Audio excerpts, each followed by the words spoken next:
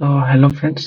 तो मोर आज भिडियो जो आम ओटीटी एग्जाम है तो तार केबे बाहरिबो लागुची आम रिजल्ट केबे बाहरिबो से विषय किछि कहया ପାଇଁ जाउची। तो आमर एग्जाम टा हेइथिला केबे ना 20 जनवरी 2026 रे 20 जनवरी रे हेइथिला। तो मु जदि पछ वर्षर एमिति डाटा गुडा को एनालिसिस करिवि तो सेही हिसाब रे मु जानि पे जानिया को पाइली कि जदि 20 2026 रे एग्जाम हेइथिला तो डेट से रिजल्ट पाखापाखि हमर जून ସେଇ 18 19 20 21 ଏଇ ଭିତରେ ହିଁ ବାହାରିବ 2026। ତ ଏବେ ଆମର ଚାଲିଛି କଣ ମାର୍ଚ୍ଚ ସରିଲା ତ ରହିଲା ଅପ୍ରିଲ ମେ ଆଉ ଜୁନ ଆଉ 3 ମାସ ଭିତରେ ବାହାରିବ। ମତେ ଲାଗୁଛି ମୁଁ କେବଳ ଏଟା ପ୍ରିଭିୟସ ଇୟର ର ଏମିତି ଏକ୍ସାମ ର ଡାଟା ଗୁଡାକୁ ଆନାଲିସିସ୍ କରିକି କହିଲି।